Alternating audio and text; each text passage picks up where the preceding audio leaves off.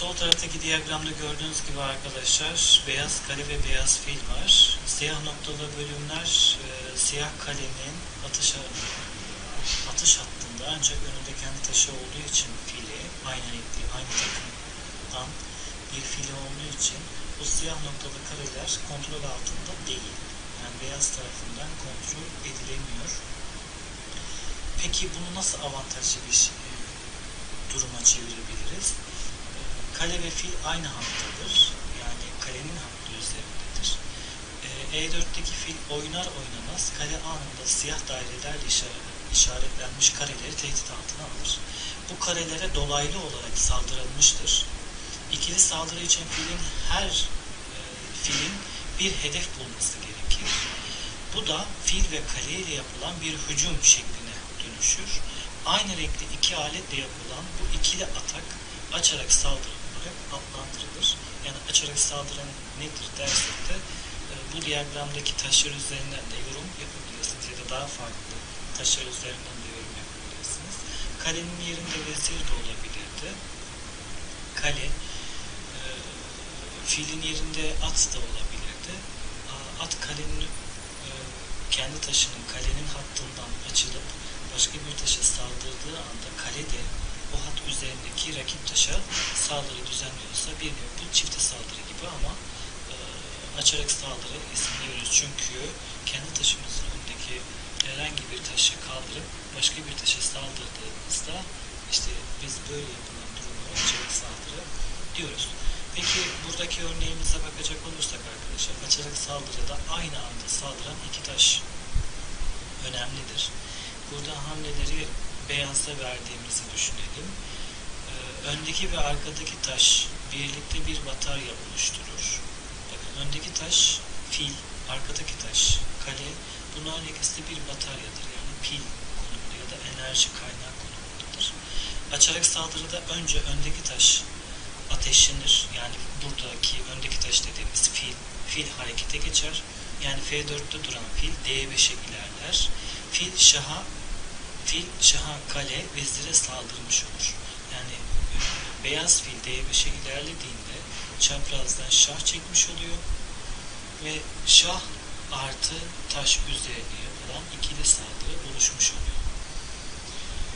Buradaki örneğimizde ise arkadaşlar ikinci tip atak ya da diğer ikili saldırılara benzer, yani taş artı taş durumu.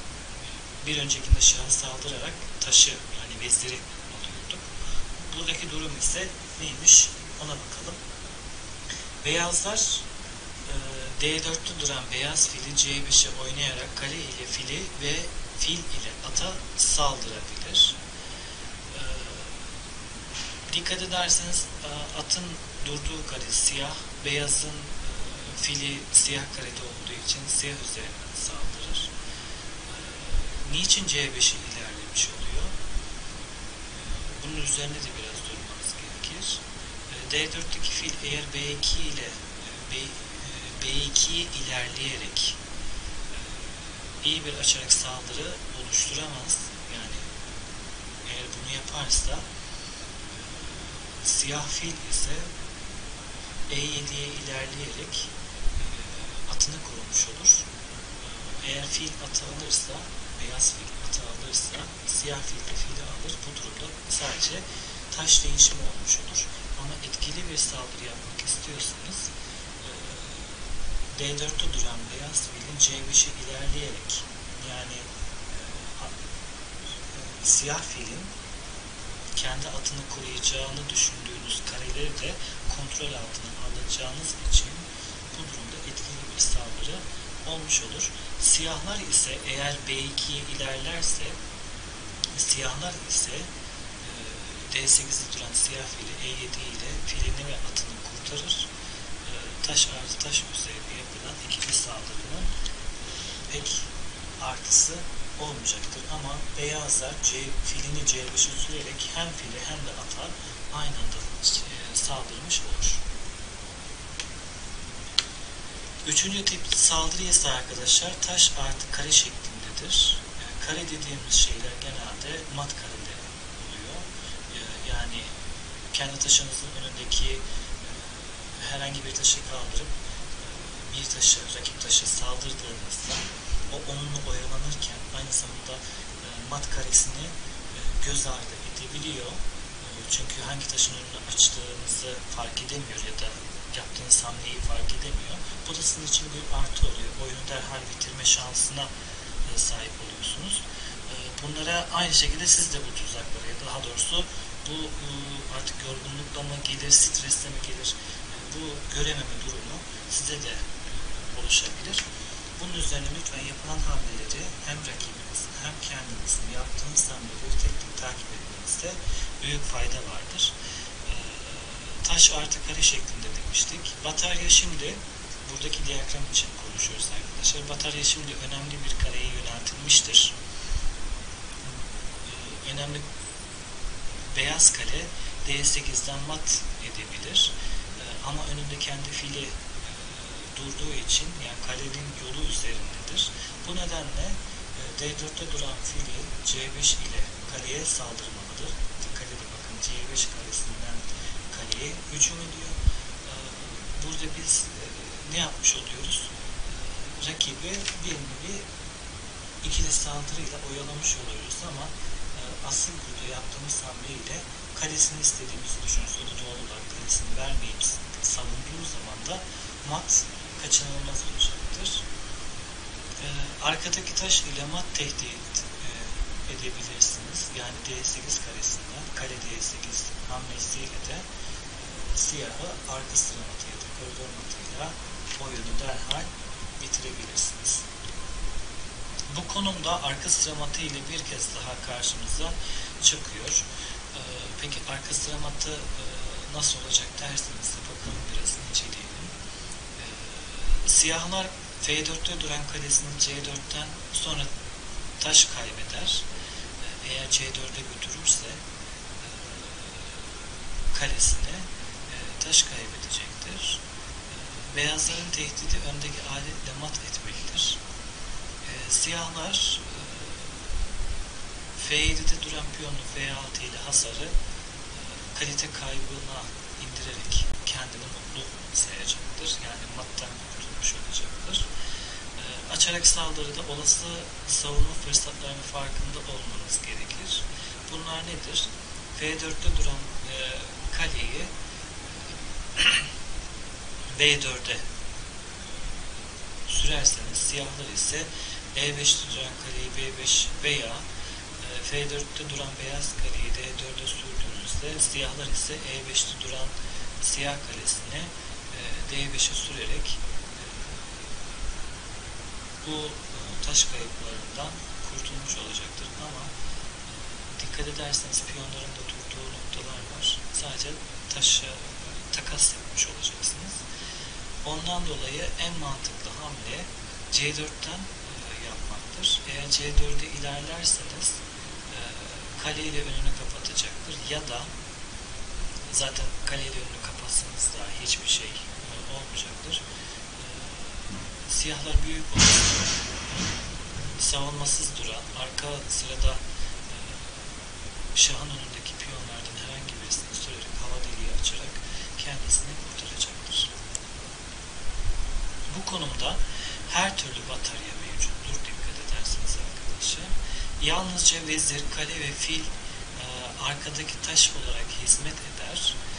Şah da dahil olmak üzere her taş öndeki taş olabilir.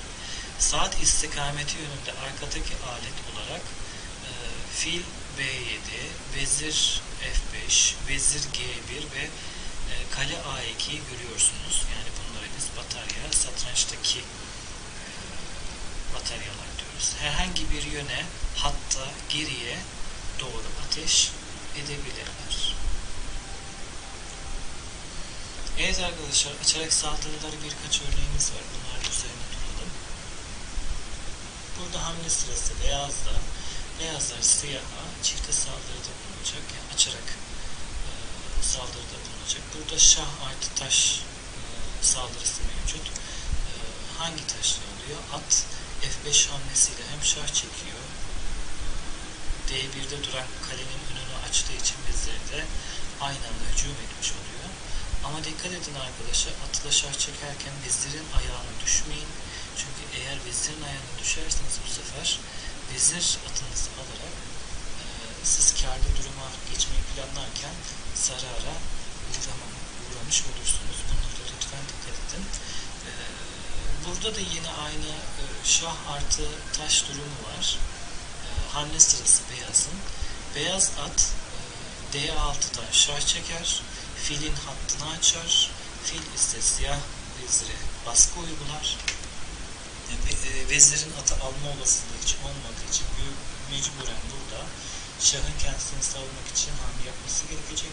Şah hamle yaptıktan sonra fil ile veziri alarak vezir kazanç elde etmiş olursunuz. Buradaki örneğimizde de hamle beyazın. Yine aynı şah artı taş durumumuz var. Kale C4'te duran kaleyi C8'e ilerleyerek şah çekersiniz. Kale beyaz kalenin önünü kapatamayacağı için burada filin hattı üzerinde de olduğundan dolayı kale düşecek. Şah kendisini savunmak için hamle yaptığında kaleye kazanç elde edeceksiniz. Buradaki örneğimizde arkadaşlar hamle sırası beyazın. Evet. Dikkat edin, burada aslında beyazın mat hamlesi vardı. Özür dilerim. Siyahın mat hamlesi vardı. Nereden mat edebilirdi? Eğer hamle sırası siyahta olsaydı B7'de duran vezirini H1'e götürerek kale destekli bir nevi mata gitmiş olurdu. Siz de ne yaptınız arkadaşlar? Vezirin hattı üzerinde duran atı kaldırıp şah çekerek bir nevi rakibi oyalamış oluyorsunuz ve vezirin hattını kapatmış oluyorsunuz. Ve asker ya da bekçi olarak görünen kaleyi kendi veziriniz tarafından düşürerek hem mattan kurtulmuş oluyorsunuz hem de at verip kale kazancına girmiş oluyorsunuz. Buradaki örneğimizde ise hamle sırası siyahta.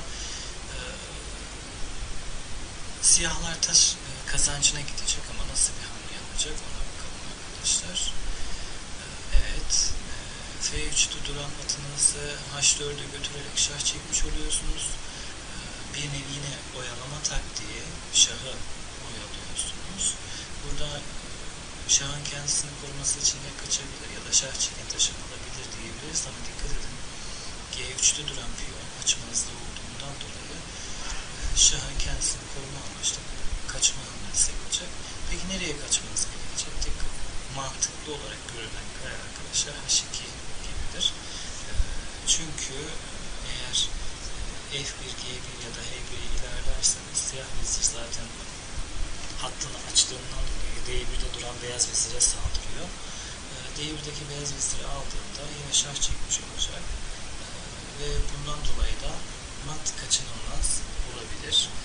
Bu nedenle en mantıklı hamlenin H2'den olduğunu görüyorsunuz. Evet, buradaki örneğimizde hamle sırası beyazın. Soruyu biraz inceleyelim arkadaşlar.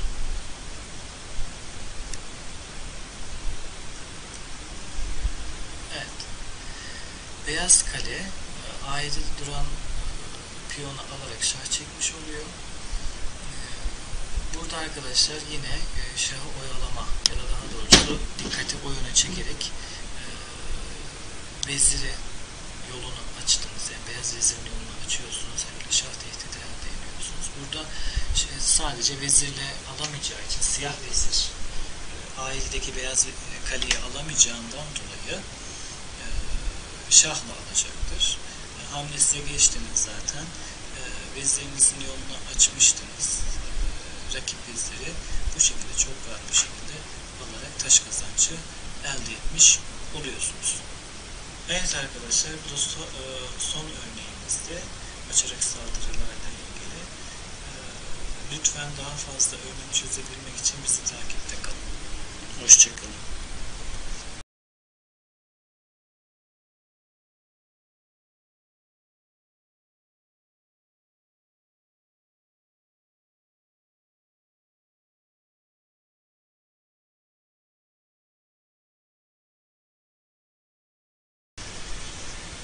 Merhaba sevgili arkadaşlar. Bugünkü satrançtaki konumuz açılışın 3 altın kuralı.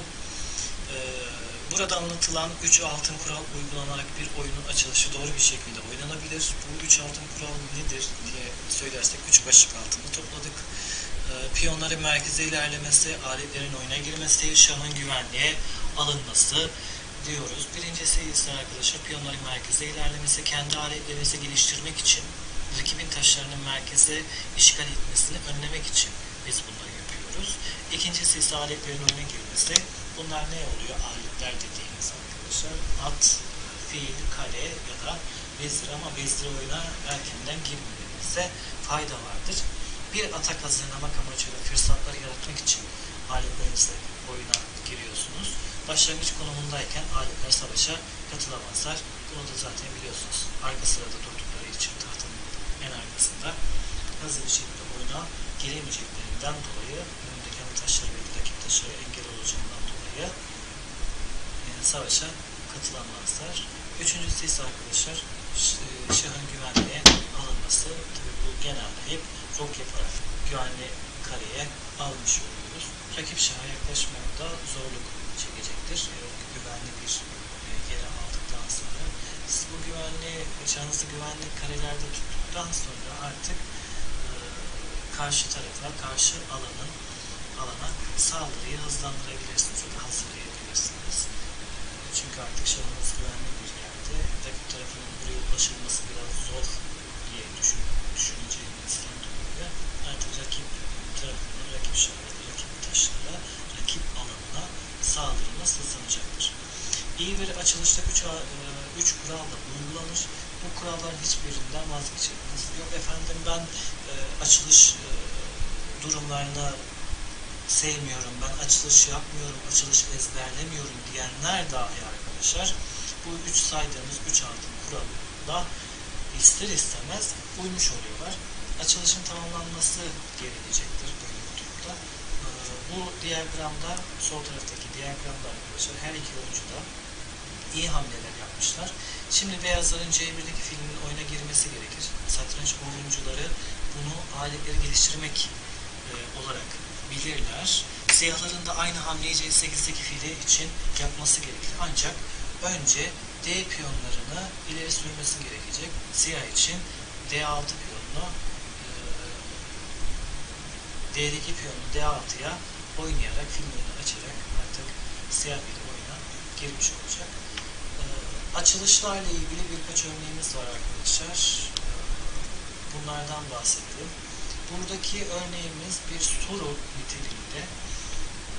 Bunun üzerine biraz duracağız, biraz inceleyeceğiz. 3 farklı seçenek var. A, B, C. Burada beyazın yapacağı bir sonraki hamlesi sizce nedir? Üzerine biraz düşünelim arkadaşlar. Evet, A şıkkını yapar derseniz F1'deki fili D4'e götürmüş oluyoruz.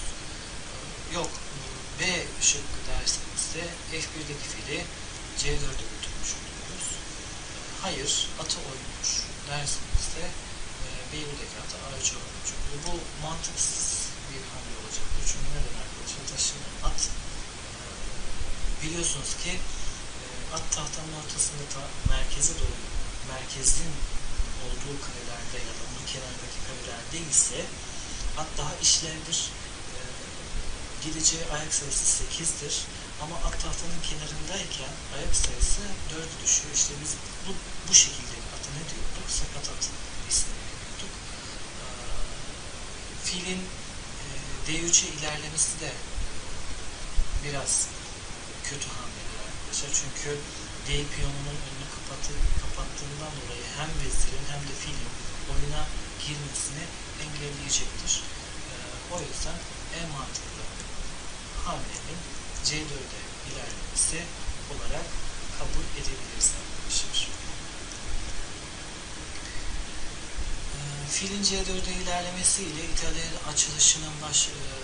açılışına başlamış bulunuyoruz. Bunun devam yolları ise fil C5, dördüncü hamlede ise beyazın C3, at F6, D4, E çarpı D4, C çarpı B4 fiil B4 hamlesiyle İtalyan çıkışına başlatmış oluyoruz. Ya da arkadaşlar yine fiilin C4 hamlesinden sonra siyah yine karşılık olarak fil C5 ama dördüncü hamlede bir değişiklik var, dikkat ederseniz. B4 hamlesi bu iyi bir hamledir. Siyah karşılık olarak fil çarpı B4 C3 fil A5 hamlesinden sonra arkadaşlar devam yolları vardır. Evans gambitine giriş yapmış oluyorsunuz. Bu açılışlara ya da bu gambitlere bakabilmeniz için elinizde iyi bir kaynağınızın olması gerekiyor arkadaşlar. Şimdi ise kabul edilmemiş vezir gambitine başlıyoruz. Beyazlar D4, D5, C4, E6. Bu kabul edilmemiş vezir gambiti çünkü arkadaşlar D'deki siyah piyon eğer C4'e ilerleyen beyaz piyonu alsaydı buna kabul edilmiş vezir gambiti diyoruz. Biz bunu almadığı için kabul edilmemiş vezir gambiti diyoruz. At C3, at F6, at F3, C5 hamlesinden sonra arkadaşlar devam yolu olarak bakalım nelerimiz varmış. C çarpı D5, at çarpı D5, atı merkeze aldı. Ne yapıyoruz? Atı kışkırtıyoruz, atı olan baskımızı arttırıyoruz. E4 hamlesiyle. Siyah tabi merkezdeki atının benim atımla değişiyor. Ben de B çarpı C3, bu da C çarpı D4. Ben de C'deki piyonu alarak C çarpı D4. Sonra ise arkadaşlar fil B4 ile bana şart çekerek kabul edilmemiş vezir gambitinin ilgisiyle sonrasını görmüş oluyoruz. Burada dikkat ederseniz beyazlar biraz daha üstün konuma geçmiş oluyor. Sebebi ne? Merkezde iki piyon var ama siyahın bir piyon var. Burada şah çekildi diye muhtemelen filinizi çıkacaksınızdır. File olan baskıyı arttıracaksınız ama vezir de eğer filinizi çıktıktan sonra yani C1'de duran fili D2'ye oynadığınızda siyah vezir çarpı D4 yapar, kaleye baskıyı arttırır ve aynı zamanda savunmasız olan dediğimiz F2'deki piyona baskıyı arttırır ve beyazlar hızlı bir şekilde darmadağın olacaktır arkadaşlar. O yüzden en iyi hamleniz nedir? Buna dikkat edin, buna bakarak devam edin arkadaşlar. Şimdi vezir gambitimize bakalım. Bu hamleleri lütfen bir yere not alın, sonra kendi satranç tahtanızda bunları oynayabilirsiniz.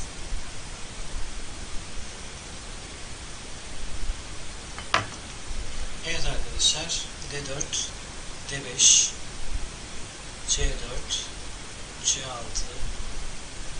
at F3, at F6, C çarpı D5, C çarpı D5, at C3, at C6, fil F4, fil F5, E4, E3, E6, fillerimizi koyuyoruz. Fil B5, C6'ya baskımızı arttırıyoruz. Bu da baskıyı hafifletmek için. Evet, vezir A4, vezir B6, at H4 arkadaşlar. F5 karesini yani file baskıyı arttırıyoruz. Atımız merkeze oturursa beyazlar için daha kârlı, daha avantajlı bir duruma geçmiş oluruz. Evet arkadaşlar, açılışlarımızla ilgili bu birkaç örneğimizde